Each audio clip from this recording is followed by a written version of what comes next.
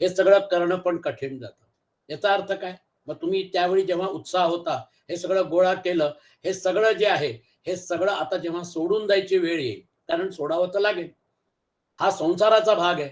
संसाराच्या भागामध्ये शरीर देऊन तुमच्याकडनं संसार करून घेतला. पण हे जेव्हा तुम्हाला सोडावं लागेल, म्हणजे काय झालं? एक दिवस ते शरीर घ्यायचं आणि एक दिवस ते शरीर सोडायचं, सगळा व्यवहार करायचा आणि मग जो काही व्यवहार केलेला आहे, ते शरीर पण इथेच, तो व्यवहार पण इथेच, तुमचा संबंध संपला. म्हणून जेव्हा तुम्ही विवेकाने विचार करता, तेव्हा लक्षात येतं असे तर अनेक लोक येऊन गेले. त्यांनी संसार केला, अगदी बिलकुल आसक्त होऊन केला. आता ते पण नाहीये आणि त्यांच्या संसाराचा काही अर्थ नाहीये, निरर्थक आहे. कल्पना करा तुम्ही ह्याच कसबा पेठेमध्ये, जिथे आता सध्या म्हणजे एवढं आता काय म्हणतात त्याला, चुनाव होतोय. त्या चुनावाची सगळी रणधुमाळी चालू आहे. हा, सगळे लोक प्रचार करतात आहेत. या कसब्या गणपतीची स्थापना जिजाऊ मातांनी केली होती. केव्हा? जेव्हा लाल महालामध्ये शिवाजी महाराज लहानपणी राहत होते. त्या कसब्याचं महत्व, कसबा गणपती जो आहे, ती ग्रामदैवत आहे पुण्याची. कल्पना करा. आता एवढं जुनं ते कसबा, आज आता परिस्थिती बदलली. ते लोक कुठे गेलेत? ज्यांनी लोकांनी त्यावेळी आपलं आयुष्य ते लाल महालामधले त्यांच्याबरोबर खेळलेले लहान लहान बालवीर, ते कुठे गेले? ते दादोजी कोंडदेव ज्यांनी त्यांना विद्या दिली, ते कुठे गेले? परिस्थिती बदलत गेली आणि आज त्या पुण्यामध्ये कसबा पेठ फक्त एक म्हणजे काय म्हणतात त्याला, एक आदराचं ठिकाण आपल्या मनात आहे. पण त्या कसबा पेठेमध्ये जर समजा जर का तुम्हाला फोर व्हीलर चालवायची असेल, तुम्हाला जर समजा जर का तिकडे गल्ली बोळ्या माहिती नसतील, तर तुम्ही तिथे नुसतं म्हणजे काय म्हणतात त्याला फिरत राहा. सांगायचं तात्पर्य, परिस्थिती बदलते. म्हणून शरीर सापेक्ष, परिस्थिती सापेक्ष, वस्तू व्यक्ती सापेक्ष, काल सापेक्ष हे जे आयुष्य आहे, याचा कायम विचार करा. आणि जर विचार केल्यानंतर मग एकच लहानशी गोष्ट करावी लागेल. असंग शस्त्रेण धुडेन छित्वा. याला कापण्यासाठी, या बेड्या तोडण्यासाठी तुम्हाला लोखंडाची तलवार नकोय. तुम्हाला काय पाहिजे? असंग शस्त्रेण. शस्त्र काय आहे तुमच्या हातात? असंग. म्हणजे आता याच्या बाबतीत मला काहीही इंटरेस्ट नाही. वैराग्य, विवेक आणि वैराग्य या दोन गोष्टी जर समजा जर त्या जोपासल्या, तर मग आपलं काम झालं. याच्यामध्ये माऊलींनी जो काय म्हणतात त्याला जे इंटरप्रिटेशन घेतलेलं आहे, त्याचा आधार मी तुम्हाला सांगतो, म्हणजे तुमच्या लक्षात येईल की माऊलींचं अनालिसिस जे आहे, ते अनालिसिस कुठल्या लेव्हल पासून सुरू होतं. जर याचा विचार केला आणि हे लक्षात आलं की या संसाराला काही अर्थ नाही आहे, हे निरर्थक आहे, तर मग त्याच्या बाबतीत उद्धवाला भगवान श्रीकृष्ण परमार्थ निरूपण, हा मी तुम्हाला म्हटलं होतं 11वा स्कंद आहे. आणि 11वा स्कंदामध्ये हा 11वा स्कंद संपता संपता शेवटी भगवान कृष्ण समराईज करतात आपल्या आयुष्याचं गणित. आणि म्हणून परमार्थ निरूपणामध्ये भगवान कृष्ण म्हणतात, भगवान श्री कृष्ण कहते हैं उद्धव जी, यद्यपि व्यवहार में पुरुष और प्रकृति, दृष्टा और दृश्य के भेद से दो प्रकार का जगत जान पड़ता है, तथापि परमार्थ दृष्टि से, लक्षात ठेवा, म्हणजे जीव आणि जगत या द्वैतातून तुम्हाला जर समजा का पुढे गेल्यानंतर परमार्थ दृष्टि से देखने पर यह सब एक अधिष्ठान स्वरूप ही है. आणि याच म्हणजे काय म्हणतात श्रीमद भागवतात, ते म्हणतात द्विधा सम अभवत बृहत. तो दोन सारखा झाला. ऍक्च्युअली तो दोन नव्हता, ते एकच अद्वितीय तत्व होतं, ज्याला त्याच्या योगमायेनी, ती जी त्याची योगमाया आहे, आदिशक्ती योगमाया, तिने या प्रकारे त्याची अभिव्यक्ति केली, एक अधिष्ठान स्वरूपी है. इसलिए किसी के शांत घोर और मूढ़ स्वभाव तथा उनके अनुसार कर्मों की न स्तुति करनी चाहिए और न निंदा, सर्वदा अद्वैत दृष्टि रखनी चाहिए. जो पुरुष दूसरों के स्वभाव और उनके कर्मों की प्रशंसा अथवा निंदा करते हैं, वे शीघ्र ही अपने यथार्थ परमार्थ साधन से च्युत हो जाते हैं, क्योंकि साधन तो द्वैत के अभिनिवेश का, उसके प्रति सत्यत्व बुद्धि का निषेध करता है, और प्रशंसा तथा निंदा उसकी सत्यता के भ्रम को और भी दृढ़ करती है. आपण द्वैत निर्माण केलेले, मी या तीन शरीराला आपलं मानून आणि याला अहंकाराच्या बंडल मध्ये बांधून मी व्यवहार करतोय, तसं प्रत्येक जीव व्यवहार करतोय. हे जग जे आहे, हे जगत जे आहे, याच्यामध्ये मेन प्लेयर कोण आहे? अहंकार. तुम्ही नजर फिरवा, अहंकाराचेच सगळ्या लढाई आहेत. आज आता 1 वर्ष होऊन गेलं, पण अजूनही युक्रेनचं युद्ध थांबलं नाही. 70-75 लाख लोक विस्थापित झालेत, तरी युद्ध थांबलं नाही. आता माहिती नाही पुढे काय होणार आहे. अहंकाराची लढाई जी आहे, ती अहंकाराची लढाई सगळीकडे नजर फिरवल्यानंतर तुमच्या लक्षात येईल, हा सगळा अहंकार रूपी अभिव्यक्ती जी आहे, या अभिव्यक्तीला काही अर्थ नाही.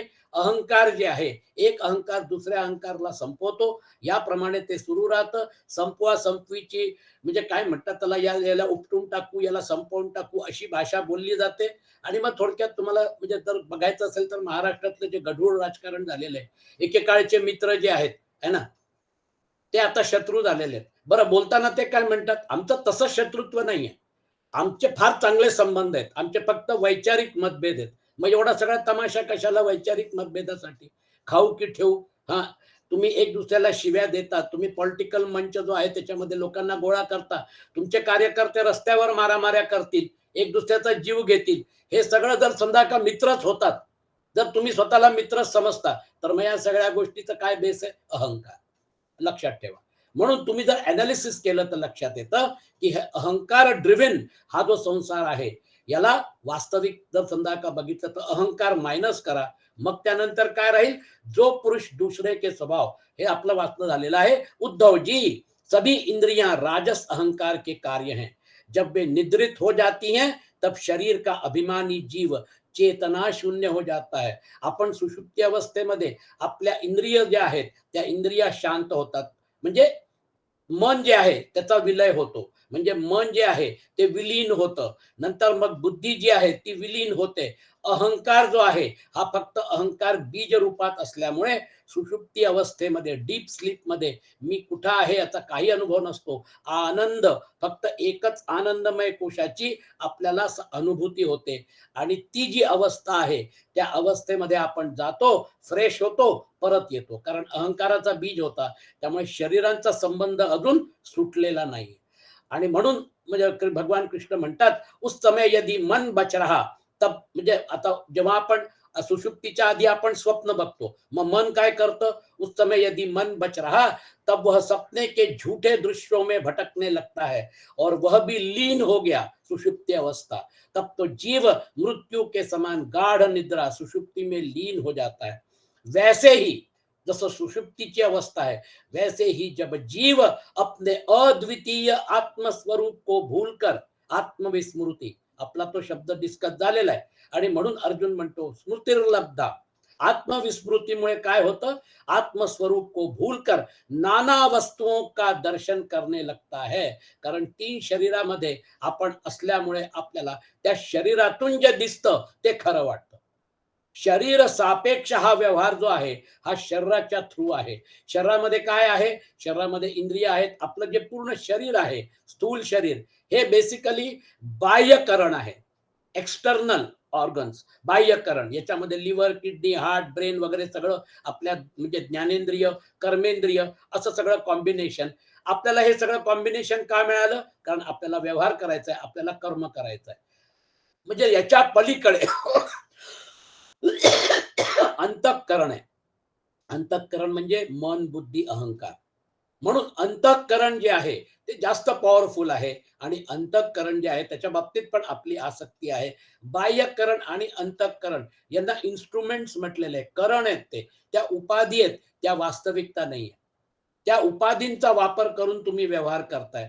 आणि म्हणून वैसे ही जब जीव अपने अद्वितीय आत्मस्वरूप को भूलकर नाना वस्तुओं का दर्शन करने लगता है, तब वह स्वप्न के समान झूठे दृश्यों में फंसता है, फंस जाता है, अथवा मृत्यु के समान अज्ञान में लीन हो जाता है.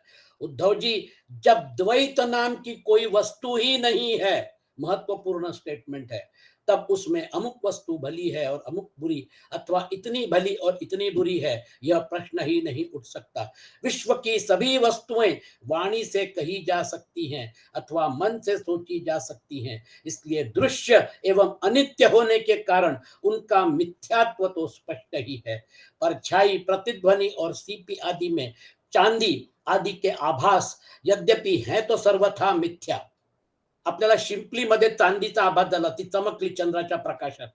आपल्याला दोरीवर सापाचा आभास झाला, याप्रमाणे हे जे आभास असतात तसं ते म्हणतात, परछाई, प्रतिध्वनि और सीपी आदि में चांदी आदि के आभास यद्यपि है तो सर्वथा मिथ्या, परंतु उनके द्वारा मनुष्य के हृदय में भय कंप आदि का संचार हो जाता है. मला दोरीवर साप दिसलाय, मी घाबरलो, आहे ना, मला घाम फुटला, मी दांडा आणला, मी टॉर्च आणला, मी हे सगळं बघतोय आता आणि मी सांगितलं त्याच्या जवळ जाऊ नका, माहिती नाही केव्हा फणा उगारेल. आणि मग त्यानंतर मोठा दांडा आणून त्याला जेव्हा हलवलं तेव्हा लक्षात आलं, अरे हा साप नाही, ही दोरी होती. पण मला भीती वाटली, मला कंप आला, माझ्या शरीराला घाम फुटला. या सगळ्या गोष्टी जशा आहेत, म्हणून ते म्हणतात की मनुष्य के हृदय में भय कंप आदि का संचार हो जाता है, वैसे ही देहादी सभी वस्तुएं है तो सर्वथा मिथ्या ही.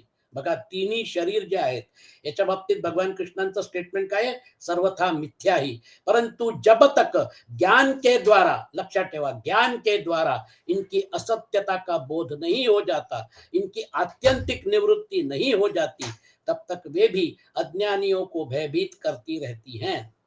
उद्धव जी, जो कुछ प्रत्यक्ष या परोक्ष वस्तु है वह आत्मा ही है, वही सर्वशक्तिमान भी है. जो कुछ विश्व सृष्टि प्रतीत हो रही है इसका वह निमित्त कारण तो है ही, उपादान कारण भी है. निमित्त उपादान कारण अर्थात वही विश्व बनता है और वही बनाता है, बनाता भी है, वही रक्षक है और रक्षित भी वही है. निमित्त उपादान कारण, निमित्त कारण जसं कुंभार जो असतो तो, ते जे मडकं आहे त्या मडक्याचं निमित्त कारण आहे आणि उपादान कारण काय आहे? माती, ज्याच्यापासून तो ते मडकं घडतो. इथे निमित्त आणि उपादान कारण एकच आहे, निमित्त उपादान कारण अर्थात वही विश्व बनता है और वही बनाता भी है, वही रक्षक है और रक्षित भी वही है. सर्वात्मा भगवान ही इसका संहार करते हैं और जिसका संहार होता है वह भी वे ही है. अवश्य ही व्यवहार दृष्टि से देखने पर आत्मा इस विश्व से भिन्न है, परंतु आता बघा, तुमची आत्मदृष्टी म्हणजे तुमची व्यवहार दृष्टीमध्ये आपण काय करतो? हे तीन शरीर माझे आहेत, मी आणि या तीन शरीराचा संबंध आहे, अशी संबंध भ्रांती आपण व्यवहारात जोडून आपण, म्हणजे एक कळलं तुम्हाला की हे तीन शरीर मी नाही आहे, या उपाधी आहेत, पण मी वेगळा आणि हे तीन शरीर वेगळे. ही पहिली स्टेज. दुसरी स्टेज जी आहे, या तीन शरीराचं अस्तित्व जेव्हा आपण टोटल अनालाइज करतो तेव्हा लक्षात येतं की हे जे आहे ही संबंध भ्रांती होती. या तीन शरीराला आपलं मानून आपण जो व्यवहार केला तो खरा नव्हता, म्हणून सगळ्या लोकांनी व्यवहार केलेला आहे. तो व्यवहार इतिहासात जमा झाला, त्याची आजची वास्तविकता झिरो. ते लोक आज आता त्या परिस्थितीमध्ये जेव्हा होते ती परिस्थिती बदलली, लोक पण आता नाहीयेत. आता काय राहिलं? आता परिस्थिती बदलली, आता वेगळे लोक आले, नवीन प्लेयर्स. तसे आता जे तुम्हाला 900 कोटी लोक दिसतात आहेत, काही वर्षानंतर हे पण गायब होतील, नवीन प्लेयर येतील, हे असंच चालू राहणार. सांगायचं तात्पर्य, इसलिए उसके अतिरिक्त अवश्य ही व्यवहार दृष्टि से देखने पर आत्मा इस विश्व से भिन्न है, परंतु आत्म दृष्टि से उसके अतिरिक्त और कोई वस्तु है ही नहीं. उसके अतिरिक्त जो कुछ प्रतीत हो रहा है उसका किसी भी प्रकार निर्वचन नहीं किया जा सकता और अनिर्वचनीय तो केवल आत्म स्वरूप ही है. इसलिए आत्मा में सृष्टि, स्थिति, संहार अथवा अध्यात्म, अधिदैव और अधिभूत, ये तीन तीन प्रकार की प्रतीतियां सर्वथा निर्मूल ही हैं, न होने पर भी यों ही प्रतीत हो रही हैं. यह सत्व, रज और तम के कारण प्रतीत होने वाली दृष्टा, दर्शन, दृश्य आदि की त्रिविधता माया का खेल है.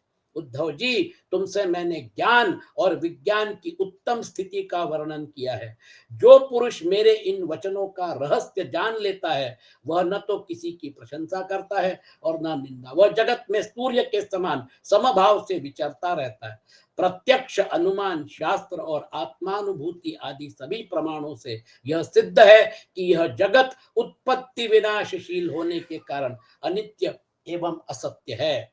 यह बात जानकर जगत में असंग भाव से विचरना चाहिए. असंग शस्त्रेण धुडेन चित्वा. उद्धव फार हुशार होता. उद्धवनी फार सुरेख प्रश्न विचारला. काय म्हणतो बघा, भगवान आत्मा है दृष्टा और देह है दृश्य. आत्मा स्वयं प्रकाश है और देह है जड़. ऐसी स्थिति में जन्म मृत्यु रूप संसार न शरीर को हो सकता है और न आत्मा को, परंतु इसका होना भी उपलब्ध होता है. तब यह होता किसे है? आत्मा तो अविनाशी, प्राकृत, अविनाशी, प्राकृत, अप्राकृत गुणों से रहित, शुद्ध, स्वयं प्रकाश और सभी प्रकार के आवरणों से रहित है, तथा शरीर विनाशी, सगुण, अशुद्ध, प्रकाश्य और आवृत्त है। आत्मा अग्नि के समान प्रकाशमान है तो शरीर काठ की तरह अचेतन। फिर यह जन्म मृत्यू रूप संसार किसे किसके लिए है? म्हणजे ते कुणाला होतं? भगवान श्री कृष्ण ने कहा, महत्वाचा स्टेटमेंट है, वस्तुतः प्रिय उद्धव संसार का अस्तित्व नहीं है, तथापि जब तक देह, इंद्रिय और प्राणों के साथ आत्मा की संबंध भ्रांति रहती है, म्हणून असंग शस्त्रेण, तब तक अविवेकी पुरुष को यह सत्य सा स्फुरित होता है, जैसे स्वप्न में अनेकों विपत्तियां आती हैं पर वास्तव में वे है नहीं, फिर भी स्वप्न टूटने तक उनका अस्तित्व नहीं मिटता, वैसे ही संसार के न होने पर भी जो उसमें प्रतीत होने वाले विषयों का चिंतन करते रहते हैं, उनके जन्म मृत्यु रूप संसार की निवृत्ति नहीं होती। जब मनुष्य स्वप्न देखता रहता है तब नींद टूटने के पहले उसे बड़ी बड़ी विपत्तियों का सामना करना पड़ता है, परंतु जब उसकी नींद टूट जाती है, वह जग पड़ता है, तब न तो स्वप्न की विपत्तियां रहती हैं और न उनके कारण होने वाले मोह आदि विकार। उद्धव जी, अहंकार ही, महत्वाचा स्टेटमेंट, इनका अहंकार ही शोक, हर्ष, भय, क्रोध, लोभ, मोह, स्पृहा और जन्म मृत्यू का शिकार बनता है। बघितलं, या अहंकाराचं हे जे सगळे युद्ध चालू आहे, अहंकारामुळे हे सगळं आहे, त्याच्यामुळे जे अहंकाराला जे भोगावं लागतं, ते भोग आत्मतत्वाला आपण त्याच्याबरोबर जुळलेले असल्यामुळे ते आत्मतत्वावर पण तथाकथित आरोपित झालेले असतात।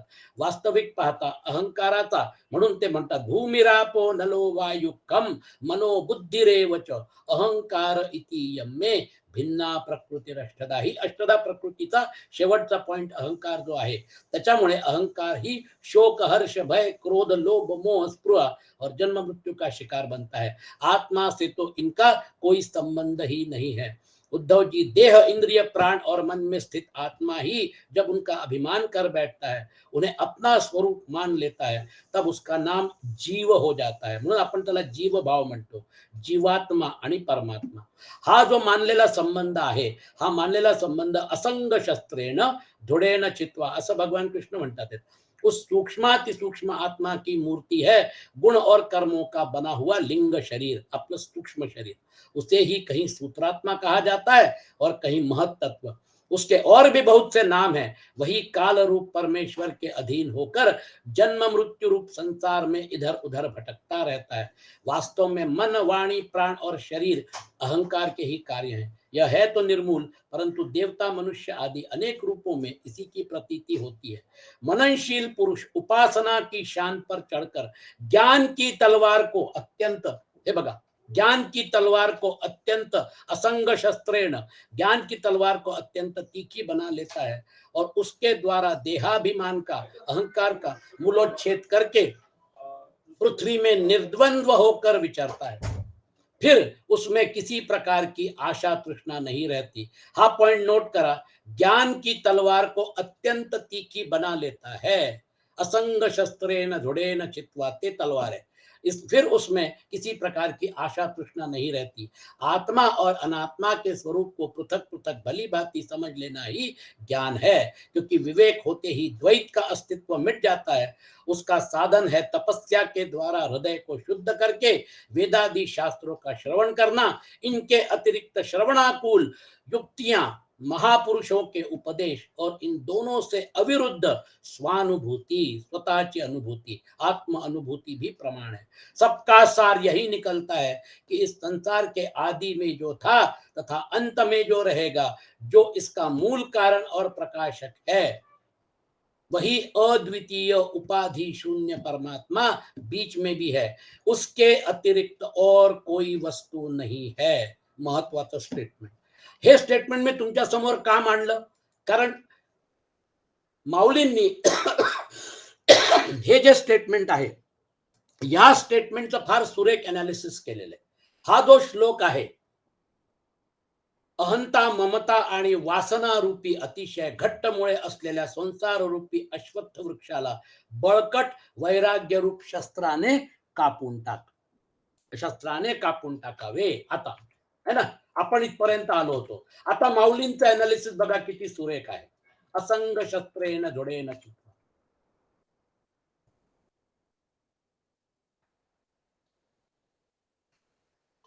ऐसा गाढा आणि अफाटू आता कोण करी यया शेवटू तरी झणी हा हळूवटू धरिसी भावो. असा हा संसार वृक्ष बळकट व अमर्याद आहे. तर आता याचा शेवट उपटून टाकणे कोण करील? असा क्षुद्र विचार तू कदाचित मनात आणशील तर आणू नकोस. परिहा उन्मूळावया दोषे येथ सायासची कायीसे काय बाळा बागुल देशे दवडावा आहे. सुरेख उदाहरणं दिलेली आहेत माऊलींनी. परंतु याला उपटून टाकण्याचा हेतू जर असेल तर याला उपटून टाकण्याच्या कामी श्रमच ते काय आहेत? म्हणजे श्रम नाहीतच. मुलाकरता लेकराची भीती नाहीशी व्हावी म्हणून बागुल बुवास खरोखर देशोधडीस लावावा लागतो काय? गंधर्व दुर्ग काही पाडावे, काय शश विषाण मोडावे, होवावे मग तोडावे ख पुष्पकी. ढगांच्या आकृतीत दिसणारे किल्ले पाडून टाकले पाहिजे काय? सशाचे शिंग मोडून टाकले पाहिजे काय? आकाशाचे फूल असावे आणि मग ते तोडावे का? तैसा संसारू हा वीरा रुख नाही साचोकारा, मा उन्मूळणी दरारा काहीसा तरी. त्याप्रमाणे अर्जुना, हा संसार वृक्ष जर केवळ मिथ्याभास आहे तर मग त्याला उपटून टाकण्याची भीती तरी कसली? आम्ही सांगितली जे परी मूळ मूळ डाळांची उजरी, ते वांझेची घर भरी लेकुरे दैशी. आम्ही संसार वृक्षाच्या मुळाच्या व फांद्यांच्या म्हणजे फांद्यांच्या उत्कर्षाचा विस्ताराचा जो प्रकार सांगितला, तो प्रकार जसे काही वांझेची घर भरून लेकरे आहेत असे सांगण्याच्या प्रकारापैकीच होय. काय की जती चेलेपणी स्वप्नीची तिये बोलणी, तैशी जाणते कहाणी दुबळीची ते. जागे झाल्यावर मग ती स्वप्नातील बडबड काय कामाची. त्याप्रमाणे या संसार वृक्षाची गोष्ट पोकळ आहे असे समज. बघा कुठे किती सुंदर पॉइंटवर माऊली अनालिसिस करतात. भगवद्गीता सामान्य माणसापर्यंत पोहोचवण्यासाठी माऊलींनी जे भाष्य लिहिलं, ते भाष्य बघा आजही त्याच्यामध्ये किती जबरदस्त ताकद आहे. त्यांचं वाचन, त्यांचं मनन, चिंतन, निदिध्यासन आणि त्यांचं स्वतःचं आत्मचिंतन, आत्मानुभव, आत्मसाक्षात्कार या सगळ्या गोष्टी एकरूप झाल्यानंतर मग एवढी सुरेख प्रतिभा तुमच्या समोर आपल्याला दिसते. म्हणून ज्ञानेश्वरी जेव्हा वाचायची असेल, बघा एकच श्लोक जो आहे त्याच्यामध्ये किती वेगळ्या वेगळ्या ओव्या त्यांनी टाकून तुम्हाला विषय समजवतात आहेत. मूळ अज्ञानाची तव लटिके, मातयाचे कार्य हे केतुके, म्हणून संसार रुख सत्यके वावोची गा. बा अर्जुना, या संसार वृक्षाचे मूळ जे अज्ञान तेच आधी खोटे आहे, तर मग त्याचे कार्य ते केवढे? म्हणून संसार वृक्ष खरा कोठून असणार? तर तो मिथ्याच आहे. वावोची गा म्हणून संसार रुख सत्यके वावोची गा. आणि अंतु यया नाही, ऐसे बोलीजे जे काही, तेही साचची पाही येके परी. आणि या संसार वृक्षाला अंत नाही असे जे म्हणतात तेही एक प्रकाराने खरे आहे असे समज. तरी तरी प्रबोधी जव नोहे, तव निद्रे काय अंतु आहे, की रात्री न सरे तव न पाहे तया आरोते. तर जोपर्यंत जाग येत नाही तोपर्यंत झोपेला अंत आहे काय? अथवा रात्र सरली नाही तोपर्यंत त्याच्या आधी उजाडत नाही.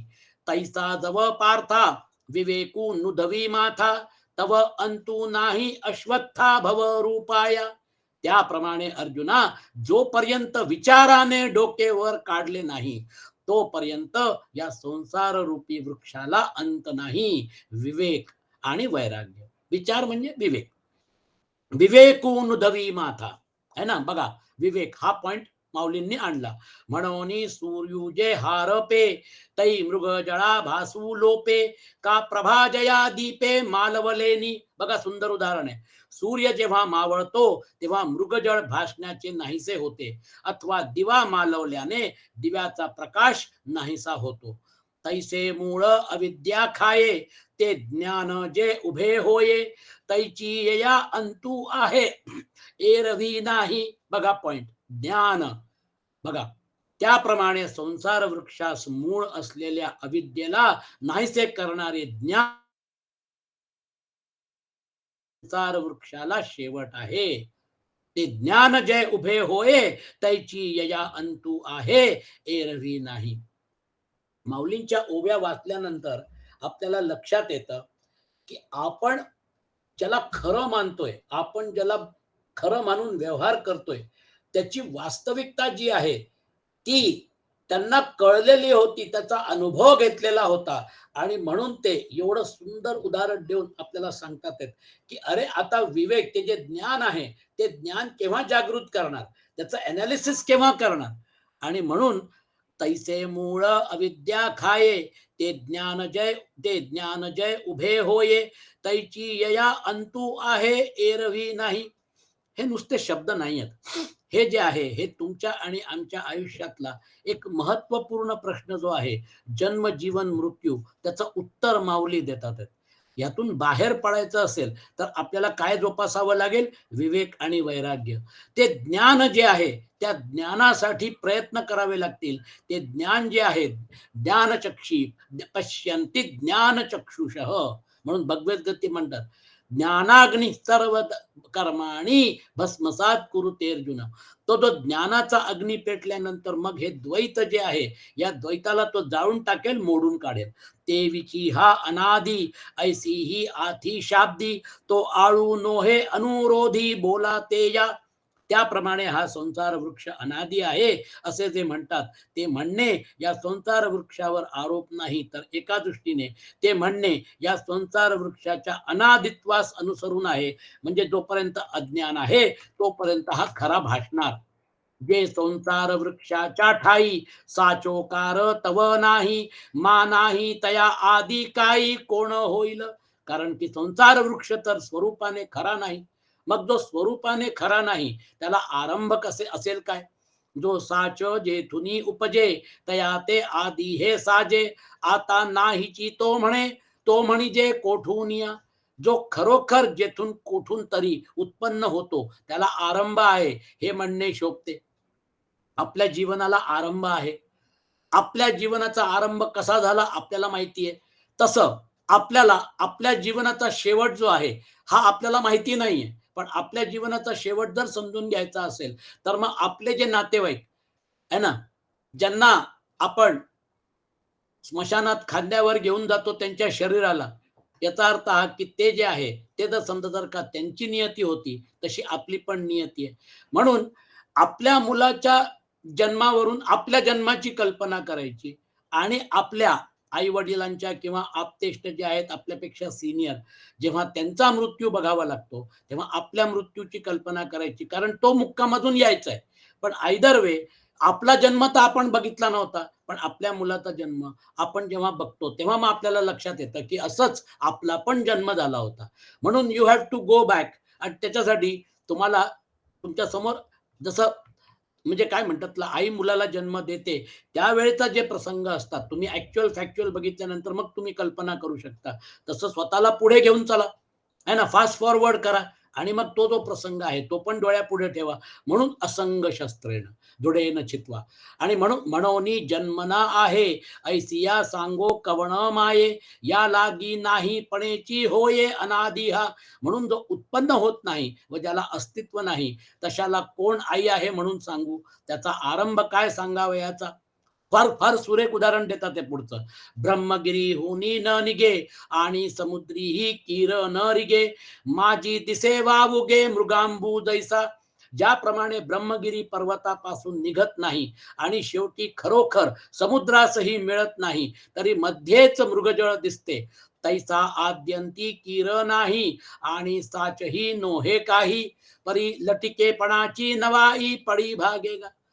नाही पण दिसतो तर आहे ना. त्याप्रमाणे संसार वृक्ष आरंभी व अंती खरोखर नाही आणि कधीही खरा नाही, परंतु खोटेपणाचे नवल असे की तो नसून भासतो. परी लटिकेपणाची नवाई पडी भासे घा. बघा किती सुंदर शब्द आहेत. तो खरा नाही आहे, पण तो भासतो. नाना रंगी गज बजे, जैसे इंद्रधनुष्य देखिजे, तैसा नेण तया आपजे आहे ऐसा. ज्याप्रमाणे अनेक रंगांनी भरलेले इंद्रधनुष्य दिसते, त्याप्रमाणे अज्ञानाला हा संसार वृक्ष आहे असे भासते. ऐसेनी स्थितीची ये वेळे, भुलवी अज्ञानाचे डोळे, लाघवी हरी मेखळे लोकू जैसा. अशा रीतीने स्थितीकाली हा संसार वृक्ष अज्ञानी मनुष्याच्या दृष्टीला चकवतो. तो कसा, तर जसा बहुरूपी हा कफनी धारण करून साधूची सोंगे आणून लोकांना फसवतो तसा. आणि नसतीची श्यामिका, व्योमी दिसे तैसी दिसो का, तरी दिसणे ही क्षणा एका होय जाय. आणि नसलेलाच निळेपणा आकाशात दिसतो. आपल्याला आकाश निळे निळे दिसतं. ऍक्च्युली आकाश निळं नाहीये, पण आपल्याला ते निळं दिसतं. सुरेख उदाहरण दिलेलं आहे. आणि नसलेलाच निळेपणा आकाशात दिसतो, तसा दिसेना का, तरी ते दिसणेही एका क्षणात होते व जाते. स्वप्नीही मानिले लटिके, तरी निर्वाहो का एक सारिखे, तेरी आभासू हा क्षणिके रिताची गा. स्वप्नातील खोटे पदार्थ वस्तुतः नाहीत, तरी ते खरे आहेत असे जरी मानले तरी एकसारखे टिकतात का. ते जसे क्षणिक भासणारे आहेत, तशा क्षणिक भासणाऱ्या पद्धतीचा हा संसार वृक्षाचा आभास आहे. आणि म्हणून स्वप्नवत तुम्हाला हे शरीर देऊन तुम्हाला एक स्वप्न दाखवलेलं आहे, आणि ते तुम्हाला खरं वाटतं, कारण जोपर्यंत तुम्ही या शरीराशी संबंध ठेवून आहात, संबंध भ्रांती, तोपर्यंत ते खरं वाटणारच. आणि म्हणून माऊली पुढे तुम्हाला म्हणणार आहेत, दैशे ग्रीष्म शेषीचा वारा, नेणिजे समोर की पाठी मोरा, तैसी स्थिती नाही तरुवरा भव रूपाया यया. ज्याप्रमाणे ग्रीष्मांतीचा वारा हा समोरून वाहतो की पाठीमागून वाहतो हे कळत नाही, त्याप्रमाणे या संसार रूपी श्रेष्ठ वृक्षाला स्थितीकाली एकच अवस्था नाही, म्हणजे प्रत्येक क्षणी त्याचे स्थित्यंतर होत असते. कॉन्स्टंटली चेंजिंग, परिवर्तनशील. म्हणून जे मी सारखं सारखं रिपीट करतोय, काल सापेक्ष, वस्तू व्यक्ती सापेक्ष, शरीर सापेक्ष, हे जे परिवर्तनशील तुम्हाला आपलं जगत आहे, याचं खरं मानणं, कारण हे परिवर्तन होणार. परिवर्तनाला आपण थांबवू शकत नाही, काळाच्या गतीला आपण थांबवू शकत नाही. आणि म्हणून हे जे आहे याचं वास्तविकता तपासली पाहिजे, आणि मग त्यानंतर आपलं आयुष्य जगले पाहिजे. म्हणून त्याचं म्हणजे प्रत्येक क्षणी त्याचे स्थित्यंतर होते. म्हणजे संसाराला स्थितीही नाही. एवं आदिना अंतु स्थिती, ना रूप ययासी आथी, आता कायसी कुंथा कुंथी उन्मूळणी गा. मग माऊली म्हणतात, मग याला उपटून टाकायचा काय प्रश्न आहे. याप्रमाणे संसार वृक्षाला आदि अंत व स्थितीही नाहीत, व याला रूपही नाही. आता असे जर आहे, तर याला उपटून टाकण्यात श्रमते काय. आपुलिया अज्ञानासाठी नवता थावला किरीटी, तरी आता आत्मज्ञानाच्या लोटी खांडे निगा. अर्जुना, हा नसलेला वृक्ष केवळ आपल्या अज्ञानामुळे बळावला आहे, तर आता त्याला आत्मज्ञान रूपी दुधारी तलवारीने नाहीसा कर. तरी आता आत्मज्ञानाच्या लोटी खांडे निगा. बघा, आता फार सुरेख अनालिसिस आहे. हे अनालिसिस जे आहे, हे अनालिसिस त्यांनी, ही त्यांची प्रतिभा दाखवते की तेच शब्द जे आहेत त्या शब्दांचा किती सुरेख प्रमाणे वापर माऊली करू शकतात. म्हणून ज्ञानेश्वरी वाचल्यानंतर आपल्याला त्यांचं म्हणजे काय म्हणतात, शब्द सौंदर्य, त्यांचा कल्पना सौंदर्य लोकांना समजून बघा. तळागाळातल्या लोकांना समजून सांगण्यासाठी, सामान्य माणसाला समजून सांगण्यासाठी हे प्रयत्न आहेत. आणि उदाहरणं जे आहेत, ते उदाहरणं पण त्याप्रमाणेच अगदी त्या लेवलचे फार सुरेख उदाहरणं आहेत. आता पुढे काय म्हणतात बघा. तरी आता आत्मज्ञानाच्या लोटी खांडे निगा, वाचुनी ज्ञाने विण एके, उपाय करिसी जितुके, तीही गुंफसी अधिके रुखी ये. लोक काय करतात, त्यांना भक्ती करायची आहे, त्यांना या सगळ्या गोष्टी करायच्या, तुम्ही फक्त अनालिसिस करा, तुमच्या लक्षात येईल हे खरं ज्ञान आहे का हो. हे त्यांना खरं आयुष्यातलं ज्ञान कळलेलं आहे का. ते नुसतंच भरकटत जातात, आणि ते भरकटणं त्यांना वाटतं की हेच खरं ज्ञान आहे. आपल्याला जर तो ज्ञानाचा अग्नी पेटवायचा असेल, तर हे लक्षात ठेवावं लागेल की त्या परमेश्वराला कुठे शोधायचं आणि कसं शोधायचं. हा जो भाग आहे हा या आयुष्यात नाही कळला तर केव्हा कळला? आणि म्हणून काय म्हणतात त्याला, माऊली इथे काय म्हणतात आहेत बघा, याशिवाय एका ज्ञाना वाचून त्याच्या नाशाकरता जितके उपाय तू करशील त्या उपायांच्या योगाने तू या संसार वृक्षात अधिक अडकशील. उगाचच त्यांचं नाव ज्ञानेश्वर नव्हतं, ज्ञानाचे ईश्वर.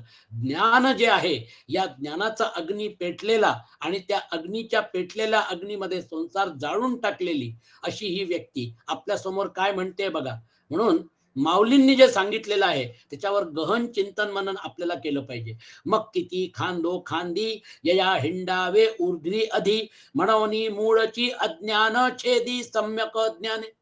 मग या संसार वृक्षाच्या फांद्या फांद्यांनी खाली व वर किती फिरावे, त्या फिरण्याला अंतच नाही. म्हणून या संसार वृक्षाचे अज्ञान रूपी मूळच यथार्थ ज्ञानाने तोडून टाक. म्हणून मुळाची अज्ञान छेदी सम्यक ज्ञाने.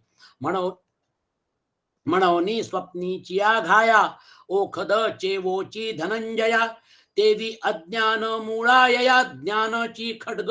बरोबर तोच पॉइंट पकडलाय माऊलींनी, ज्ञानाची खड्ग, जे भगवान कृष्णाने उद्धवाला सांगितलं होतं. म्हणून अर्जुना, स्वप्नातील भीतीला जागे होणे हेच औषध आहे. त्याप्रमाणे अज्ञान रूपी मूळ असलेल्या याला नाश करण्यास समर्थ एक ज्ञान खड्गच आहे. आता ज्ञान खड्ग हा जो शब्द आहे, या ज्ञान खड्ग शब्दाचा पुढे सुंदर विवेचन करून ते सांगतात की हे खड्ग जे आहे तुमच्याकडे आहे, हे खड्ग त्याचा वापर कसा करायचा हे माऊली समजावून सांगतात. ते परितेची लीला परजवे, तैसे वैराग्याचे नवे, अभंग बळ होवावे बुद्धीसी गा. नुसतंच ज्ञान जे आहे त्याच्याने काम नाही होणार, त्याला वैराग्याची जोड लागेल. विवेक आणि वैराग्य दोन्ही बरोबर गेले पाहिजे.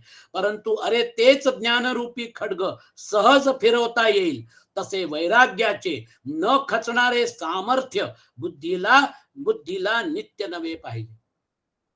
म्हणून लोक काय करतात, वैराग्याचा भाग संसारात नसतो, आयुष्यात नसतो.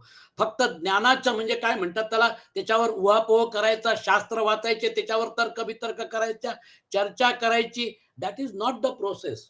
तो जो प्रोसेस आहे, तो प्रोसेस जो आहे त्या प्रोसेसमध्ये तुम्हाला विवेक आणि वैराग्य या दोन महत्वाच्या आधार जे आहेत त्याचा आधार घेऊन आपल्याला पुढे जायचंय.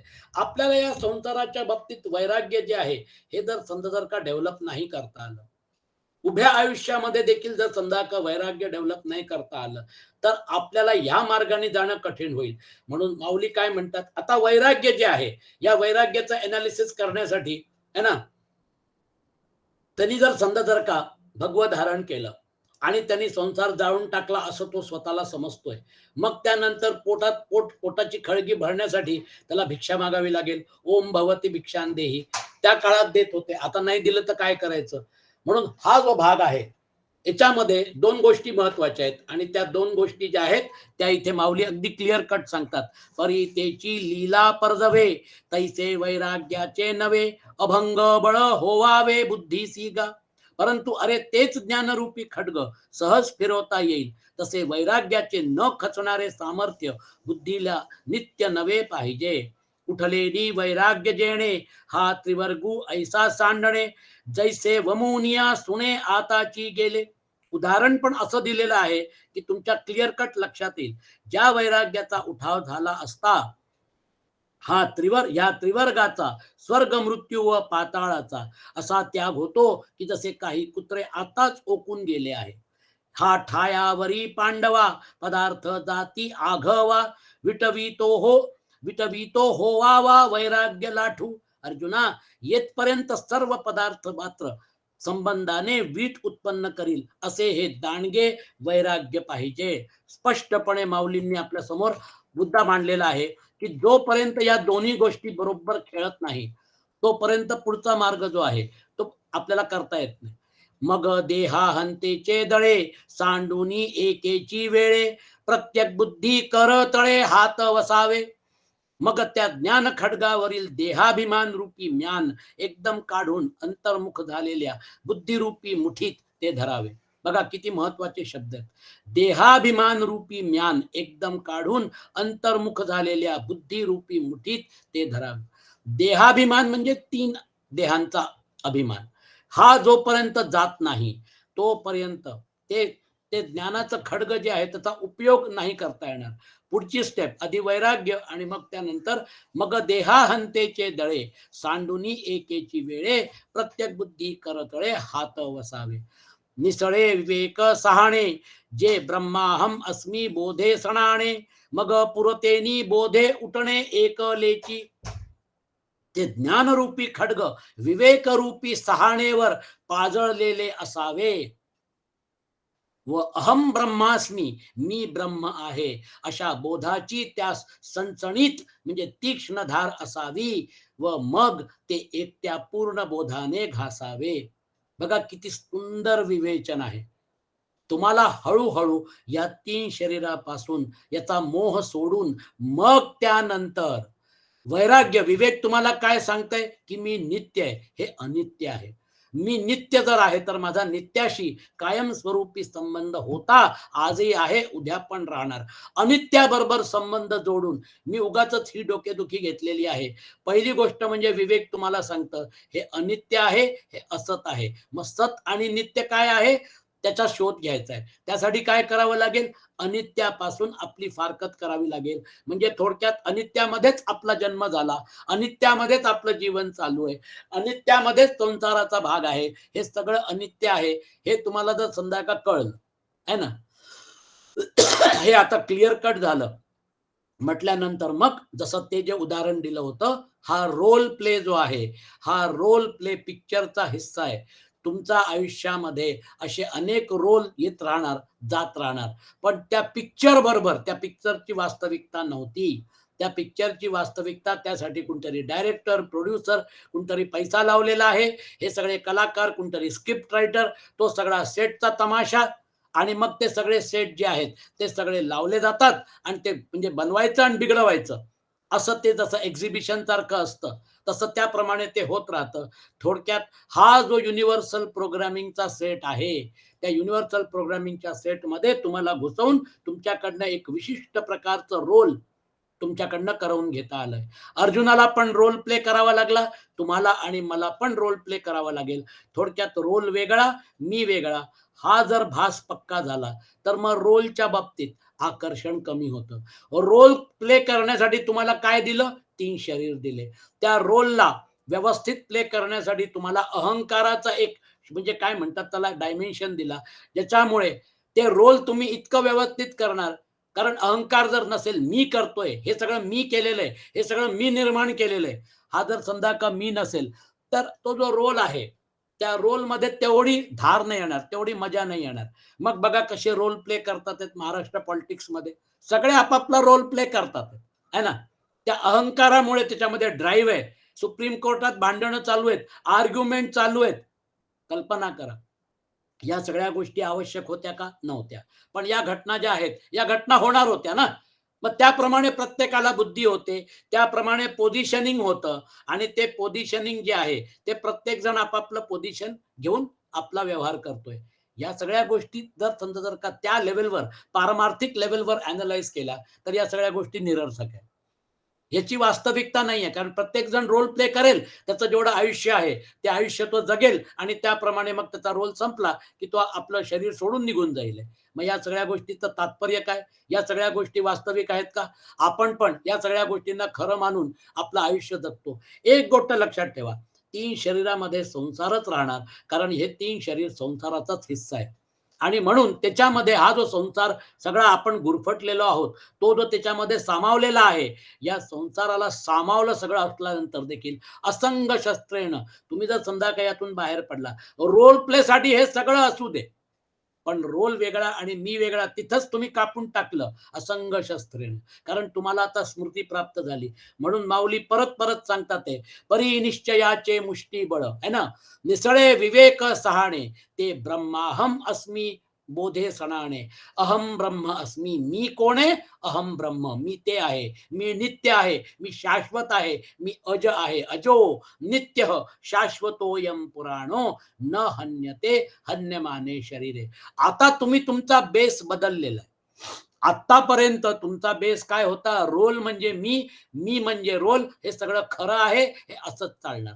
पण जेव्हा भगवद्गीता वाचली, ज्ञानेश्वरी वाचली, सत्संगाचा आनंद घेतला आणि मग त्यानंतर या सत्संगातून एक गोष्ट लक्षात आली, रोल वेगळा, मी वेगळा. मग त्या रोलच्या बाबतीत ज्या काय गोष्टी असतात भानगडी, कारण आपण अहंकारामध्ये घुसलो म्हटल्यानंतर चार अहंकार आपल्याला दूषण देतील, आपल्याला हाणामाऱ्या करतील, चार अहंकार आपल्याला व्यवस्थित वागवतील, या सगळ्या गोष्टी होत राहणार. म्हणून आयुष्यामध्ये तुम्ही अहंकारात घुसला आणि अहंकारात घुसल्याशिवाय रोल प्ले नाही करतायत. म्हणून याचं टोटल अनालिसिस जर केलं तर काय लक्षात येतं? आपण कोण? मग त्यानंतर त्याचं चिंतन मनन. जे ब्रह्माहमस्मी बोधे सणाने, मग पुरतेनी बोधे उठणे एकलेची. ते जर समजा जर का तो बोध स्पष्ट झाला, परिनिश्चयाचे मुष्टीबळ पहावे एक दोन्ही वेळ, मग तुळावे अति चोखाळ मननवरी. मनन बघा, आता मनन निदिध्यासन हे एक्सप्लेन करणार आहेत.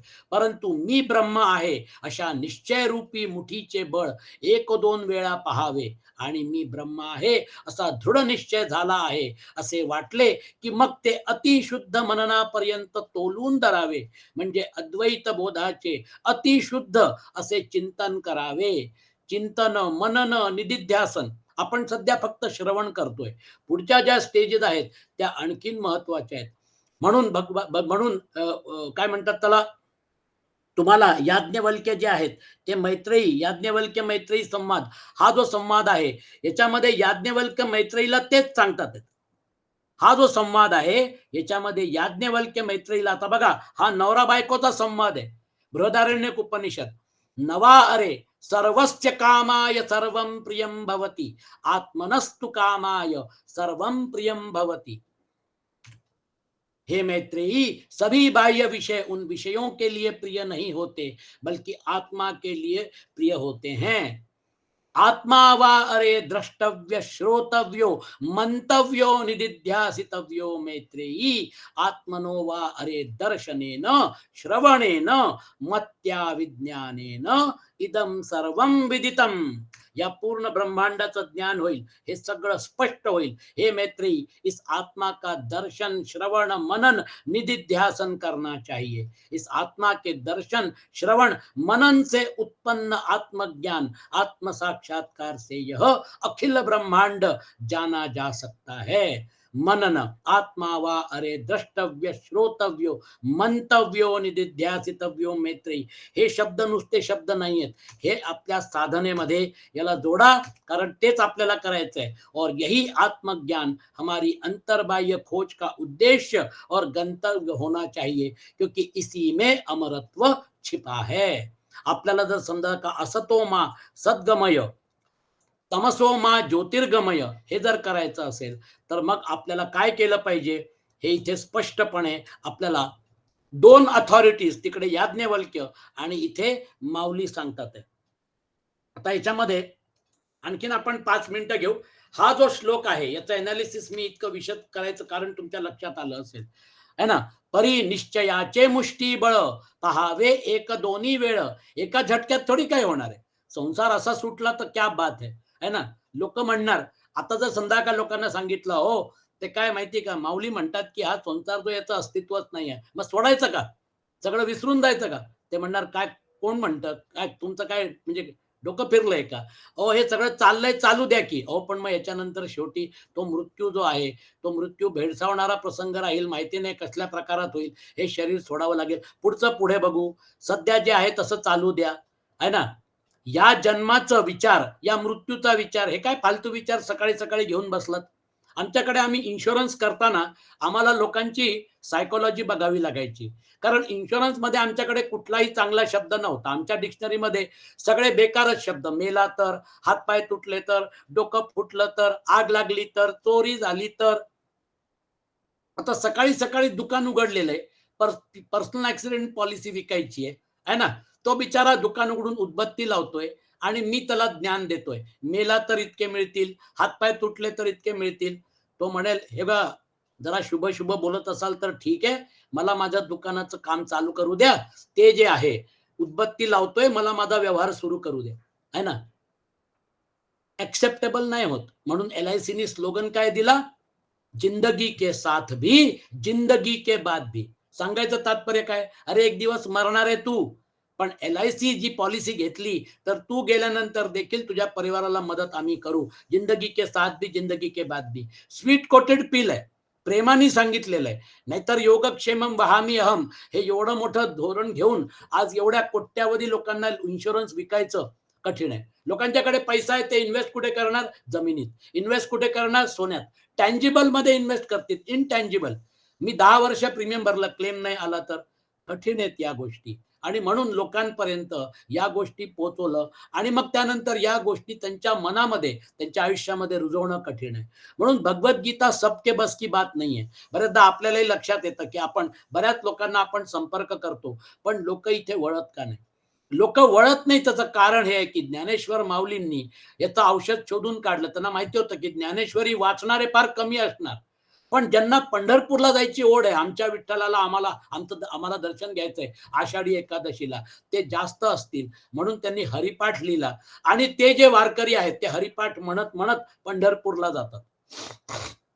जे ज्ञानेश्वरीमध्ये सांगायचा प्रयत्न केलाय तेच इन स्मॉल, इन छोट्या शब्दामध्ये सामान्य माणसाला कळेल या शब्दामध्ये हरिपाठात सांगितलंय. ही माऊलींची विद्वत्ता होती. पण तुमच्या आमच्यासारखे लोक जे आहेत, ज्यांना या विषयाची गोडी आहे, जे याचा विचार करू शकतात आणि आपल्या आयुष्याचा अनुभव आहे, त्यांच्यासाठी माऊली काय म्हणतात? पाठी हती येरा आपणया, निदिध्यासे एक झालिया, पुढे दुजे नुरेल घाया पुरतेगा.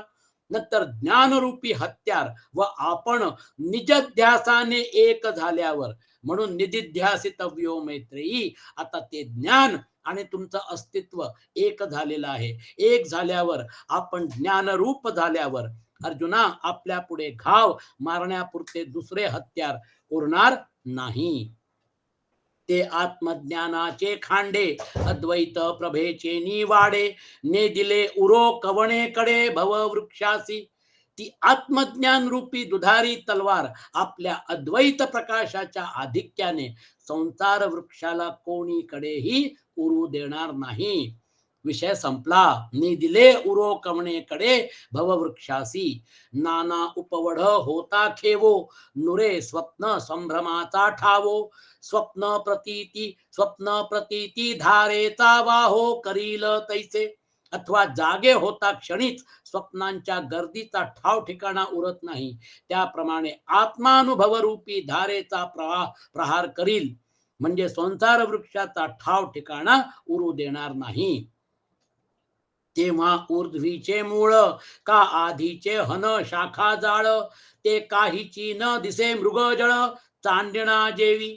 तेव्हा या संसार वृक्षाचा वरचा भाग अथवा वरचे मूळ अथवा शाखांचा खालचा विस्तार हे जसे चांदण्यात मृगजळ दिसणार नाही, तसे काही एक दिसणार नाही. ऐसे निगा वीरनाथा, आत्मज्ञानाची या खडगलता, छेदुनिया भवाश्वत्था ऊर्ध्व मुळाते. अर्जुना, अशा रीतीने आत्मज्ञान रूपी तलवारीच्या पात्याने वर मूळ आहे असा जो संसार वृक्ष, तो छेदून, म्हणजे आत्मविचाराने त्याचा निराश करून मग काय करायचं? ततः पदम तत् परिमार्गितव्यम, यस्मिन् गता न निवर्तन्ति भूयः, तमेव चाद्यम पुरुषं प्रपद्ये, यतः प्रवृत्ती प्रसृता पुराणी. मग आता काय करायचं? याचं छेदन केलं, मग आता काय करायचं? त्यानंतर त्या परमपद रूप परमेश्वराला चांगल्या प्रकारे शोधले पाहिजे, जेथे गेलेले पुरुष संसारात परत येत नाहीत आणि ज्या परमेश्वरापासून या प्राचीन संसार वृक्षाची प्रवृत्ती परंपरा विस्तार पावली आहे, त्या आदि पुरुष नारायणाला मी शरण आहे, अशा दृढ निश्चयाने त्या परमेश्वराचे मनन आणि निदिध्यासन केले पाहिजे. आत्मा वा अरे द्रष्टव्य श्रोतव्यो मंतव्यो निदिध्यासितव्यो मैत्रेयी. हा जो पॉइंट आहे, हा जो श्लोक आहे बघा, एकेका श्लोकाचं अनालिसिस करण्यामध्ये आपल्याला म्हणून मी म्हटलं 15वा अध्याय जो आहे, तो आपल्याला माऊलींच्या बरोबर वाचायचा आहे. म्हणजे आपल्याला आतापर्यंत आपण जी भगवद्गीता वाचली, त्याच्या बाबतीत आपलं एनालिसिस आणि आपले विचार प्रगल्भ होतील. आजचा विषय आपण संपवूया. ओम असतो मा सद्गमय, तमसो मा ज्योतिर्गमय, मृत्योर्मा अमृतं गमय. ओम शांती शांती शांती.